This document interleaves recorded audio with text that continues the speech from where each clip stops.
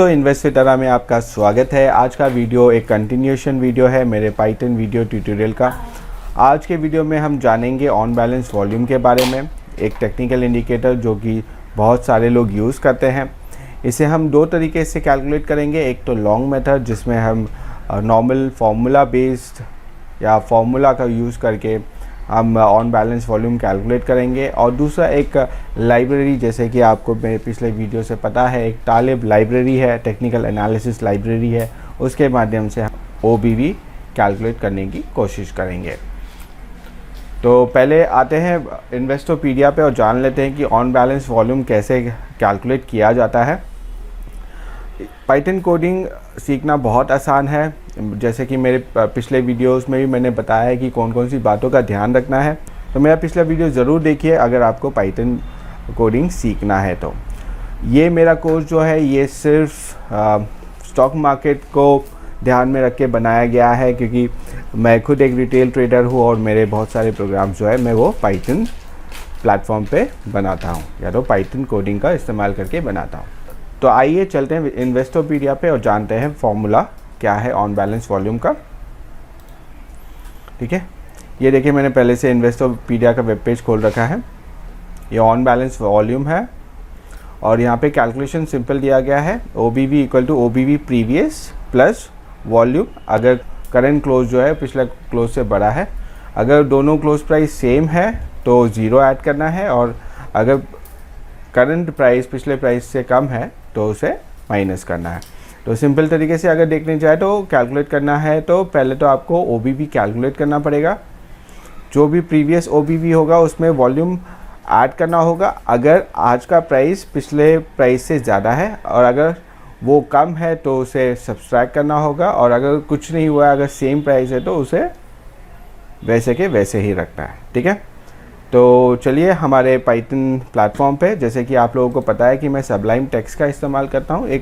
ये एक text editor है और साथ ही साथ हमें एक प्लेटफॉर्म प्रोवाइड करता है हमारे पाइथन कोडिंग के लिए। इंस्टॉलेशन इजी है, ज़्यादा रैम नहीं लेता और इसीलिए ये काफ़ी एफिशिएंट भी है। तो आइए शुरू करते हैं। तो पहली लाइन ऑफ कोड आप सबको पता है, पैंडास हमें यूज़ करना है। तो पहले लाइन में लिखेंगे, मैं थोड़ा फॉन्ट बड़ा कर देता हूँ, import pandas as PD, और दूसरा चीज़ हम यूज़ करेंगे import talib as TA। Okay, तो ये दो लाइब्रेरी हमें ज़रूरत है। पहले तो pandas जो ज़रूरत है, क्योंकि हमें एक डेटा फ्रेम को लेना होगा, मतलब एक कोई भी स्टॉक लेना होगा, उसके डेटा को एनालाइज करके हमें सारा कैलकुलेशन करना है, तो वो एक ज़रूरी चीज़ है। और तालिब जो है, जो कि एक टेक्निकल एनालिसिस लाइब्रेरी है, तो उस पर्टिकुलर स्टॉक के डेटा को उसे देना होता है। ठीक है, तो आते हैं, तो पहले तो डिफाइन कर लेते हैं सिंबल, SYMBOL। ओके, सिंबल मतलब है स्टॉक का कोई भी सिंबल हो सकता है, लेकिन यहाँ पे ध्यान देना है कि क्योंकि मेरे पास एक डेटा सेट यहाँ पे नहीं है, मैंने सिर्फ और सिर्फ 2 स्टॉक्स के डेटा यहाँ पर ले रखे हैं। एक तो रामको सीमेंट है, आप देख सकते हो, और एक रिलायंस है। तो मेरे पास 2 फाइल पड़ी है जिसका हम एनालिसिस कर सकते हैं, और इसमें जो लास्ट डेटा है हमारे पास वो है 28 फरवरी का। तो आज का डेटा जो है वो आज अपलोड करूँगा, तो हमारे पास ये पिछले दिन का क्लोजिंग डेटा अवेलेबल है। ठीक है, 28/2/2023 का। ओके, तो यहाँ पे पहले डिफाइन कर लेते हैं रिलायंस को। ठीक है, तो मैंने सिंबल डिफाइन कर दिया है कि मुझे रिलायंस का ऑन बैलेंस वॉल्यूम कैलकुलेट करना है। ठीक है, तो पहले तो मैं रीड करूँगा, जैसे कि आप लोगों को सबको पता है कि ये जो डेटा है रिलायंस का, इसे कैसे रीड किया जाता है और इसे कैसे पैंडास के डेटा फ्रेम में लाया जाता है। तो सिंपल सा लाइन ऑफ कोड है, pd.read_csv, और सीधे सीधे फाइल का नाम दे दीजिए। ठीक है, आप फाइल का नाम दे सकते हैं ऐसे .csv, क्योंकि ये एक CSV फॉर्मेट में है। ठीक है, आप ऐसे दे सकते हैं, या तो मैंने इसको सिर्फ और सिर्फ डायनामिक बना दिया है, क्योंकि मैंने सिंबल यहाँ पे डिफाइन कर रखा है, तो मैं इसका इस्तेमाल करूँगा और यहाँ पे कॉनकैटेनेट करूँगा। ठीक है, तो यहाँ पे सिंबल डालूँगा और प्लस कर दूंगा बस, ठीक है। इससे क्या होगा, वो मेरा फाइल रीड करेगा, जैसे प्रिंट df, तो वो मेरा पूरा डेटा रीड करके बताएगा। तो कंट्रोल B करते हैं, इसे रन करते हैं। तो यहाँ पे आप देख सकते हैं सारा डेटा हमारे पास आ चुका है। तो 28 फरवरी का डेटा दिखा रहा है और यहाँ पे 62.78 का डिलीवरी क्वांटिटी दिखा रहा है। एक बार वेरीफाई कर लेता है, ठीक है। ये देखिए 62.78 है, 28 फरवरी का डेटा, ठीक है। तो ये बहुत ही आसान हो जाता है, जो भी आपके पास फाइल होती है हम उसको लूप कर सकते हैं और एक डेटा फ्रेम में ला सकते हैं। इसे और अच्छे तरीके से समझने के लिए मैं यहाँ पे और 2-3 लाइन ऑफ कोड ऐड करता हूँ, जिससे आपको सारे डेटा एक बार में दिख जाएंगे, ठीक है। pd.set_option, ये लाइन ऑफ कोड आप हर एक प्रोग्राम में यूज़ कर सकते हो, क्योंकि डेटा को समझने में हमें बहुत आसानी होती है।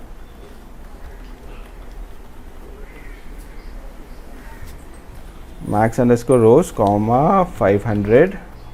अब इस लाइन को कॉपी कर लेंगे और कंट्रोल V करेंगे और ये मैक्स रोज के बदले मैक्स कॉलम्स कर देते हैं, COLUMNS, और फिर से डिस्प्ले विड्थ कर लेते हैं,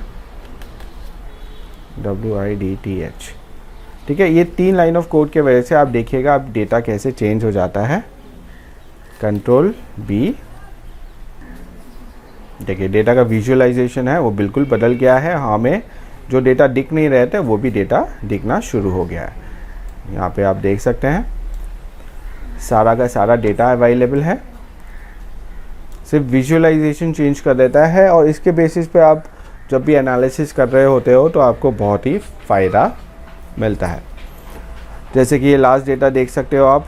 मैं क्या करता हूँ, यहाँ पे लास्ट के 10 डेटा पॉइंट्स ही कंसिडर करता हूँ। तो क्या करेंगे, हम टेल का इस्तेमाल करेंगे और 10 डालेंगे, ठीक है।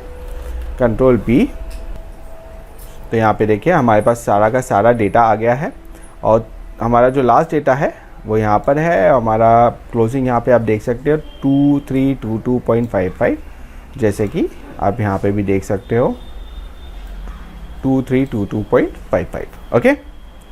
तो ये एक तरीके का मतलब आप मान लीजिए कि जैसा जैसा आप कोडिंग करते जाओगे तो आपको ये बहुत सारी चीज़ें आप ध्यान में रखनी होगी, क्योंकि डेटा इतना सारा होता है और फ्रस्ट्रेशन कभी भी कैसे भी आ जाता है। तो हमें, जैसे मान लीजिए मैं कोई एक एनालिसिस कर रहा हूँ, मैं चाहता हूँ कि कहाँ पे 75 के ऊपर डिलीवरी क्वांटिटी है, तो मैं यहाँ पे देख सकता हूँ।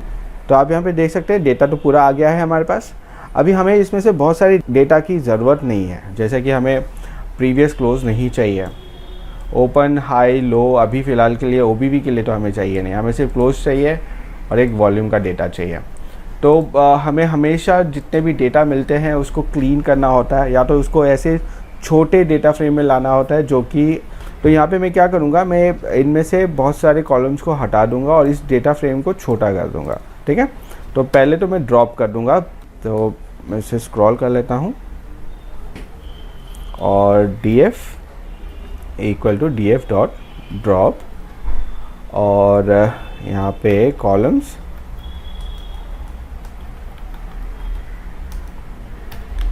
ये सेम लाइन ऑफ कोड होता है। जैसे जैसे आप यूज़ करना शुरू करते हो तो आपको ये सारी चीज़ें याद हो जाती है। तो यहाँ पे हमें एक बार रन करना पड़ेगा, हमें ये सारे हेडिंग चाहिए होंगे, ठीक है। तो प्रीवियस क्लोज है, हमें जो जो कॉलम नहीं चाहिए उसे सिर्फ यहाँ पे मेंशन कर देना है, ठीक है। तो इसे कॉपी कर लेता हूँ, कंट्रोल C, कंट्रोल V, और यहाँ पे डालेंगे ओपन, हमें ओपन भी नहीं चाहिए, और यहाँ पे हाई, ठीक है, और क्लोज तो चाहिए, लो नहीं चाहिए हमें। फिर से L प्राइस भी नहीं चाहिए, लास्ट प्राइस,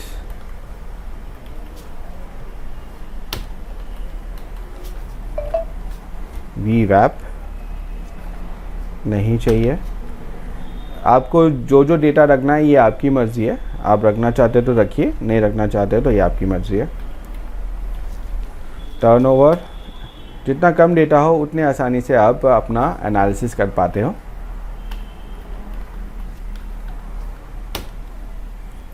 और लास्ट है डेली क्वांटिटी,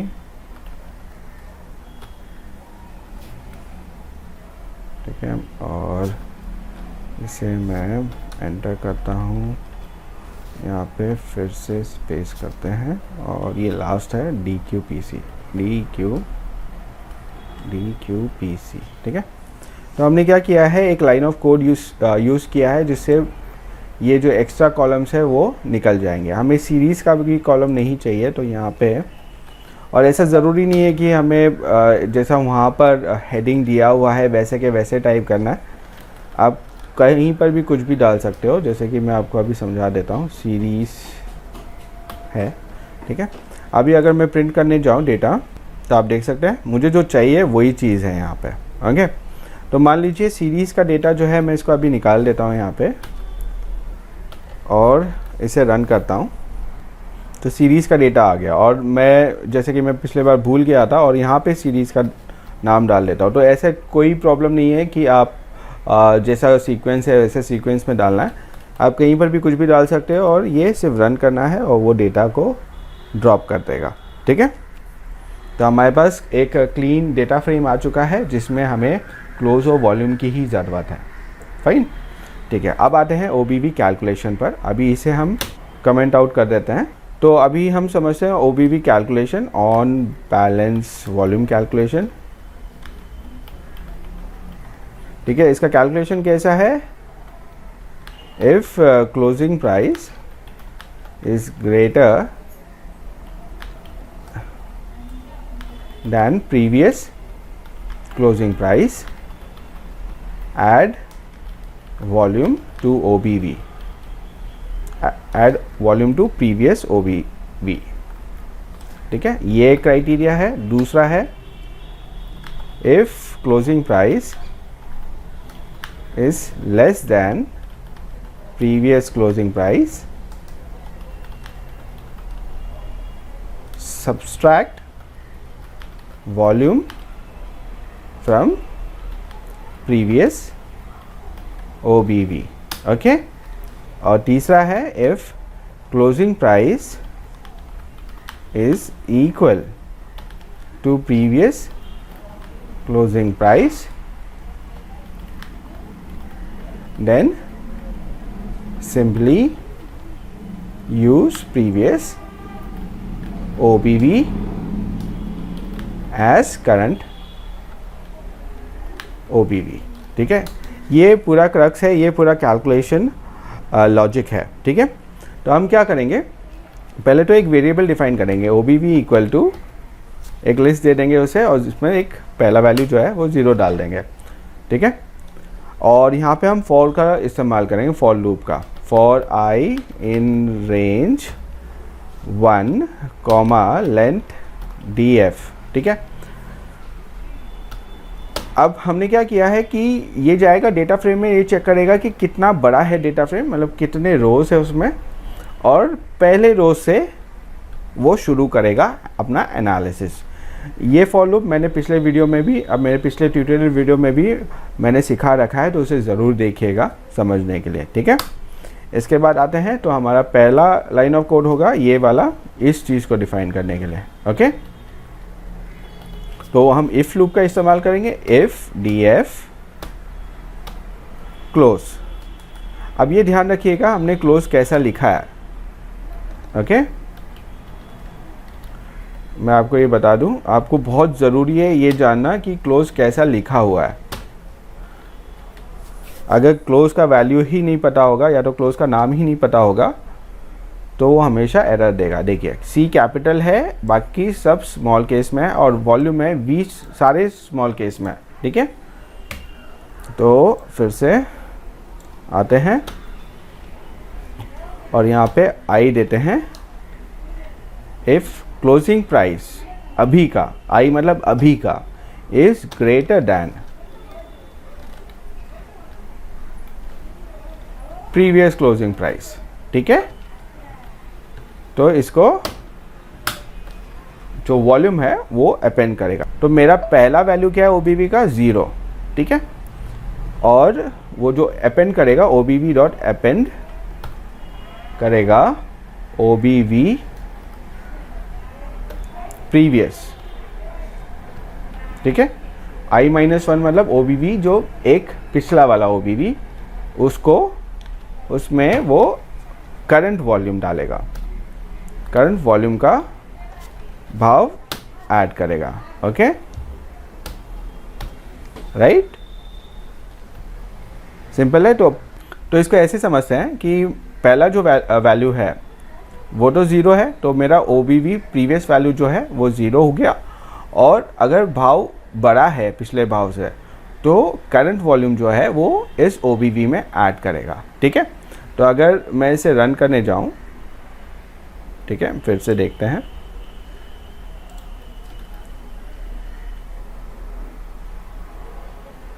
और इसमें DF हेड कर लेते हैं, ठीक है, कंट्रोल B। तो यहाँ पे देख सकते हैं ये क्लोजिंग प्राइस है 2700, ये 2707 प्राइस है, तो ये भाव जो है इस भाव से ज़्यादा है, तो OBV क्या होगा, सीधे सीधे यहाँ पे पहला OBV 0 होगा, और सेकेंड OBV में ये 6273850 ऐड हो जाएगा। तो मेरा OBV जो इस पर्टिकुलर रो के लिए होगा वो होगा 6273850।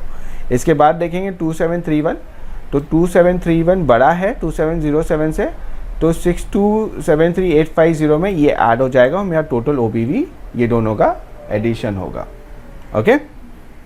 वैसे ही हमें नेगेटिव या तो फॉलिंग प्राइस के लिए भी करना होता है। तो यहाँ पे फिर से हम इसे जाएंगे और इसे हम कमेंट आउट कर देते हैं, सिंपल है। इसे हम सिर्फ कॉपी करेंगे, कंट्रोल C कंट्रोल V, और यहाँ पे हम सिर्फ भाव को चेंज कर देंगे कि भाव अगर छोटा हुआ तो क्या करना है, आपको सिर्फ और सिर्फ माइनस कर देना है, ठीक है। लेकिन क्योंकि दोनों जगह इफ़ है तो यहाँ पे हम एक एलिफ का इस्तेमाल करेंगे। इस लूप के बारे में भी मैंने आपको बताया है, तो ज़रूर देखिएगा वो वीडियो, जानिएगा कि कैसे इफ़ लूप को डिफ़ाइन किया जाता है। एक इफ़ हो गया, दूसरा एलिफ हो गया, और अब है एल्स, ओके। एल्स में क्या करना है, अगर भाव सेम हुआ, पिछला भाव और करंट भाव सेम हुआ, तो क्या करना है, सिंपल सा OBV dot append OBV I-1। ये ध्यान रखिएगा, स्मॉल केस और अपर केस का बहुत ज़रूरी है। तो ये हमारा लॉजिक डिफाइंड हो गया OBV के लिए, ठीक है। तो अभी हमें OBV चाहिए। अब जैसे ये लूप रन होगा तो ये लिस्ट जो है ये पूरा डेटा फ्रेम के हिसाब से पॉपुलेट हो जाएगी। तो हमें चाहिए DF और हम OBV डिफाइन करना चाहते हैं, ठीक है। OBV ऑन बैलेंस वॉल्यूम हम डेटा फ्रेम में जोड़ना चाहते हैं, तो हम क्या करेंगे, DF OBV करेंगे और यहाँ पे PD डॉट डेटा फ्रेम का इस्तेमाल करेंगे और यहाँ पे सिर्फ और सिर्फ OBV फीड कर देंगे, ठीक है। तो अगर अभी मैं प्रिंट करने जाऊँ, प्रिंट DF डॉट टेल 10, तो आप यहाँ पे देखेंगे कि एक OBV का भी कॉलम ऐड हो चुका है, ठीक है। तो आप यहाँ पे देख सकते हैं OBV -665,90120, ठीक है, ये OBV हो गया। तो ये कैलकुलेशन था OBV का जो हमने मैन्युअली किया। हमें बहुत ज़रूरी होता है जब भी आप कुछ चीज़ समझने की कोशिश कर रहे हो तो हमें उसके फॉर्मूला को समझना होता है, और हमने यहाँ पे जान लिया कि OBV एक्चुअल में है क्या। तो मैं यूजुअली अपने इंडिकेटर्स ऐसे ही डिफ़ाइन करता हूँ, ना कि मैं लाइब्रेरी का इस्तेमाल करता हूँ, लेकिन लाइब्रेरी भी आप यूज़ करके चल सकते हो, ठीक है। तो ये एक तरीका था हमारा OBV कैलकुलेट करना, ठीक है। इसमें थोड़ी मेहनत लगती है, पहले फॉर्मूला समझना पड़ता है और ये सारी चीज़ें हमें कैलकुलेट करनी पड़ती है, ठीक है। तो अभी हम इसको कमेंट आउट कर देते हैं, ठीक है, और हम एक दूसरा शॉर्टकट मेथड जो है उस पर आते हैं, जो कि है तालिब लाइब्रेरी का यूज़ ऑफ तालिब लाइब्रेरी। ठीक है, तालिब लाइब्रेरी आपको बहुत एफिशिएंट बनाता है, मतलब उसमें आपको ज़्यादा चीज़ सोचने की ज़रूरत नहीं पड़ती। आपको सिर्फ और सिर्फ तालिब के डिफाइंड सिंटैक्स होते हैं उसे यहाँ पे यूज़ करना होता है। तो तालिब लाइब्रेरी के डॉक्यूमेंटेशन पर आते हैं। तो हम आते हैं गूगल क्रोम पर और जानते हैं कि तालिब में OBV कैसे कैलकुलेट किया जाता है। ओके, तालिब OBV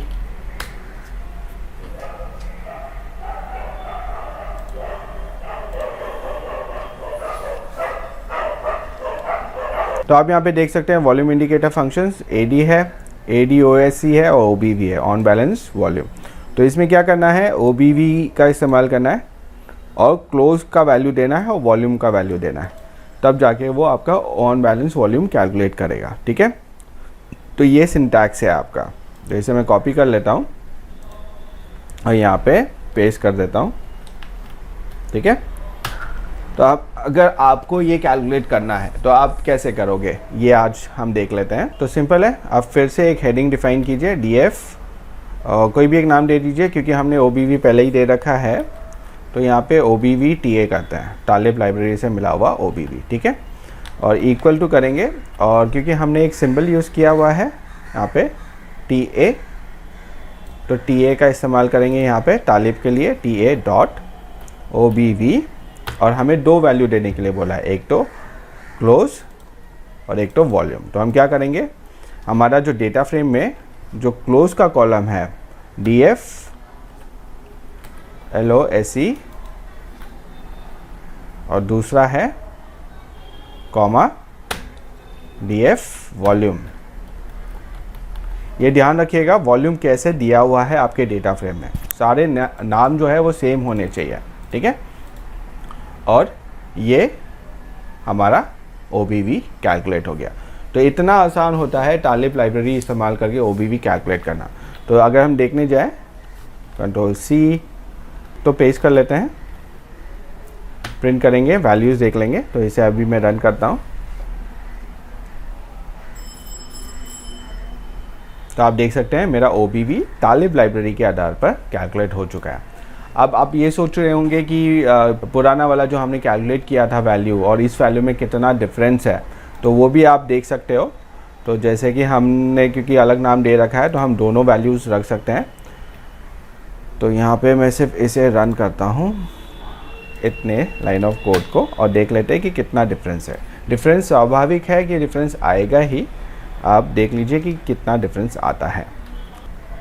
तो यहाँ पे आप देख सकते हैं OBV -66590120, यहाँ पे -62610,390। ठीक है, तो ये हमारा OBV हमने आज कैलकुलेट किया। एक तो एक मैनुअल मेथड से जिसमें हमने फॉर्मूला जाना और फॉर्मूला को डिफ़ाइन किया हमारे खुद के लाइन ऑफ कोड्स में, और एक तो हमने तालिब लाइब्रेरी का इस्तेमाल करके OBV कैलकुलेट किया। आशा करता हूँ कि जो मेरा सिखाने का तरीका है वो आप लोगों को पसंद आ रहा होगा। अगर आपको कोई क्वेरीज़ है या तो आप कुछ चीज़ ऐड करना चाहते हो इस पूरे वीडियोस में और आप कुछ सुझाव देना चाहते हो कि ऐसे पढ़ाया जाए, तो ज़रूर मेरे कमेंट सेक्शन में बताइएगा। और जैसे कि मैंने पहले सिंबल डिफ़ाइन किया था रिलायंस, और अब मैं इसको चेंज कर सकता हूँ क्योंकि मेरे पास दूसरा फाइल भी था रामको सीमेंट का। तो मैं इसे चेंज करके रामको सीमेंट कर दूँ, तो ये रामको सीमेंट का OBV कैलकुलेट कर देगा। ये देखिए कैलकुलेट हो चुका है। तो ऐसे आप ऑन बैलेंस वॉल्यूम इंडिकेटर को कैलकुलेट कर सकते हैं और अपना एक एनालिसिस बना सकते हैं कि जैसे आप एक डिफरेंस लगा लीजिए OBV में कि OBV घट रहा है या बढ़ रहा है, क्लोजिंग प्राइस घट रहा है या बढ़ रहा है, और एक सिग्नल लगा दीजिए कि अगर भाव घट रहा है, वॉल्यूम भी घट रहा है, तो आपको क्या करना चाहिए। तो ऐसे आप एनालिसिस इस पर्टिकुलर पाइथन मॉड्यूल के आधार पर बना सकते हैं। और जैसे कि मैंने बताया यहाँ पे हमने एक डायनामिक सिंबल रखा हुआ था। आपके पास अगर बहुत सारे इक्विटी के फाइल है तो आप एक फॉर लूप लगा के सारे फाइल्स का OBV कैलकुलेट करके एक सिग्नल जनरेट कर सकते हैं। ठीक है, आने वाले वीडियो में हम वो भी जानेंगे कि कैसे सिग्नल जनरेट किया जाता है।